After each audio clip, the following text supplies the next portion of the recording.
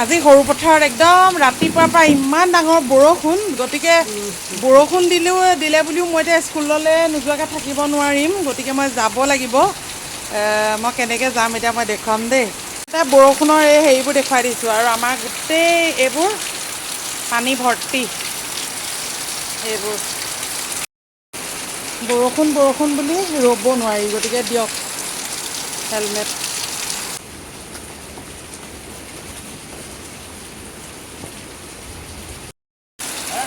হা এনেকৈ ৰেডি হৈ ল'লোঁ। উলিয়াওকচোন স্কুটিখন উলিয়াওক। মোক দেখিছে নাই?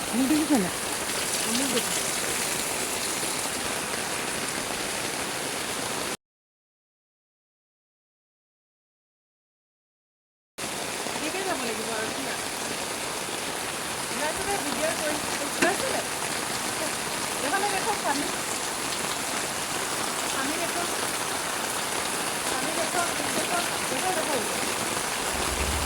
আপুনি বহক। এইটো মোবাইল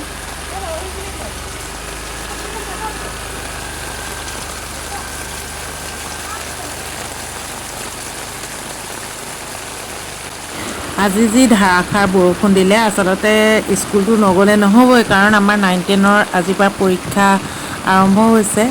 8:30 বজাৰ পৰা পৰীক্ষা আৰু লগতে বাকী প্ৰথম শ্ৰেণীৰ পৰা অষ্টম শ্ৰেণীলৈকে সেইখিনিও পৰীক্ষা হৈ আছে।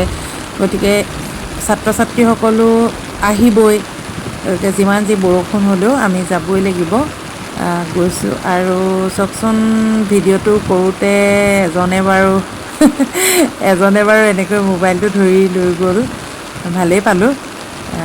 এয়া আমাৰ পদূলিটো আমাৰ বহুত দীঘল আৰু এয়াই আৰু গাঁৱত থকা ঘৰৰ আমাৰ এইটোৱেই এনেকুৱা ভাল লগাই পৰিৱেশ, ধুনীয়া পৰিৱেশ বুলি কৈছোঁ মই। আৰু এতিয়া এইডোখৰ যাম আৰু এয়া গেটখনৰ পৰা ইডোখৰ আৰু কৰিব নোৱাৰিম, কাৰণ মোবাইলটো এতিয়া লৈ যাব লাগিব যে। ইমানেই আৰু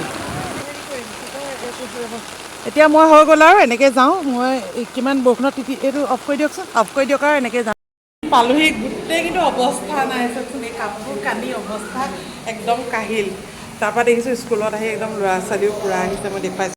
তোমালোকে তিতিলা নেকি কোনোবাই? কোনেও নাই তিতা ন? হে তিতি আহিছা? একদম ইহঁতিও এনেকৈ মানে তিতি বুৰি হ'লেও আহিছে আৰু বুলি টাইমত হয়েই আৰু, গতিকে এতিয়া পৰীক্ষাও সেই টাইমতে হ'ব।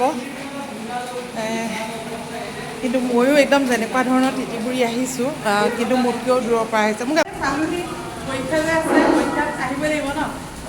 ইমানেই ডাঙৰ পৰীক্ষা নহয়, মানে পৰীক্ষা সদায় সময়মতে হয়। আৰু এনেই মই এটা কথা সুধিছোঁ দেই, যদি কেনেবাকৈ একদম ধাৰাসাৰ বৰষুণ দি থাকে, ল'ৰা ছোৱালী আহিব নোৱাৰে, তেতিয়া মানে কি হ'ব? সময় বঢ়াই দিব পাৰি নে কেনেকুৱা ধৰণৰ ব্যৱস্থা আছে বাৰু? সেইটোৱে